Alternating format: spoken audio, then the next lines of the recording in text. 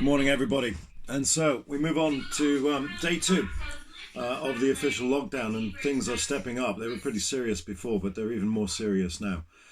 A few things to think about today as you go about your business. And first and foremost, be nice. My wife and I were arguing about the word be considerate, be thoughtful, be understanding, be all of those things. But be nice. I know you're not allowed to use that in an essay, but I think in this context, it's not an essay. So just be nice to one another. As you've been told on many occasions, we're all in this together. I think we all know that now, but there are a few other things that are worth bearing in mind. And the first is that no one really planned for anything like this. We're all just making it up as we go along. And no one has been through anything like this before, from which it follows that people are going to make mistakes. I'm going to make mistakes. You're going to make mistakes.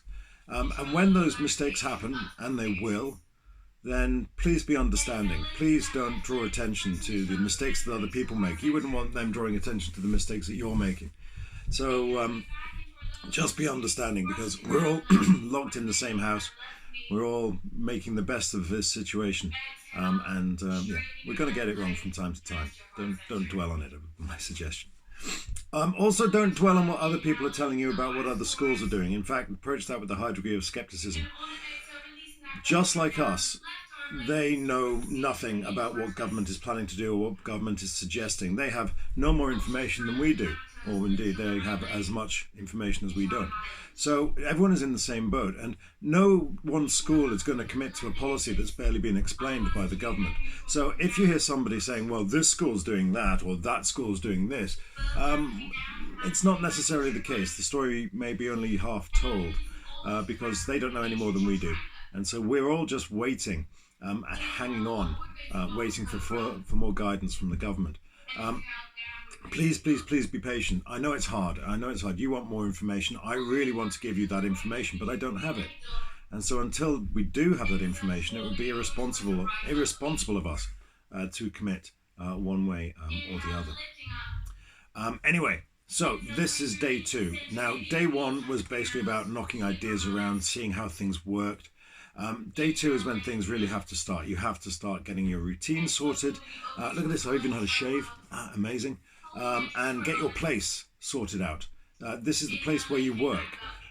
Now, you've probably already worked out from yesterday that the dining table is not going to work. And unless you live in a huge, great mansion, it's going to be unlikely that everybody has their own room or their own place. Again, I refer you to point number one, be nice. We need to be nice to one another. We need to work together to get through this particular situation.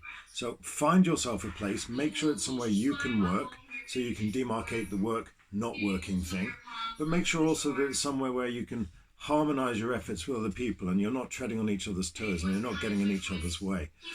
And that feeds back into the idea of routine. We've got a routine here. It's written up on the board. I'd show you, but there's a yoga class going on next door, or a yoga party going on next door, and you probably don't need to see that. So get your routine work so you can all sort of come together at the same time and have lunch and have a break and talk about your days and discuss ideas, what's working and what's not working. Also, in those breaks, get some exercise. This is so important. My kids are 13 and 15, and if they're not going to get any exercise, then they're literally going to explode. It'd be graphic and really quite terrible. So you have to get some exercise. You're all growing kids. You need to get out and get as much fresh air as you can. I know that if you're in London, if you're in a flat, this is going to be a problem, but you need to find a solution to that problem, whatever it is. And we'll come on to sort of yoga parties later. And be understanding. Our systems are being stress tested in live conditions. They're going to fall over. The VLE fell over yesterday. Sorry about that. This is what happens in these sort of crisis situations, and we are in a crisis situation and we are managing it as best we can. The VLE lives. All work will be set on the VLE. I will be setting my work on the VLE. I will actually be working through Teams because I find that more effective, but the work will be set on the VLE, so we'll be running that sort of parallel system for the time being. We said we were going to set work on the VLE. We will set work on the VLE. So if all else goes wrong, go to the VLE for your work. But a lot of teachers are starting to migrate towards Teams. It's a parallel system. Again, this is an evolutionary thing. We're going to work with things. We're going to help them make them better in real time. We're asking for your patience and your understanding as we all, again, pile through this together. Finally, what I try to say is, try to make an asset of this adversity.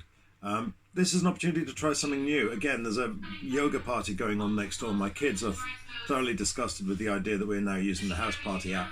But we're using it for all sorts of things. We're using it to stay in touch with our elders. We're using it to stay in touch with friends through the yoga facility. You should try yoga. It's great. There are lots of online yoga facilities out there. And if you're into exercise, or if you need some exercise, but you can't go running around, well, there's one thing for you.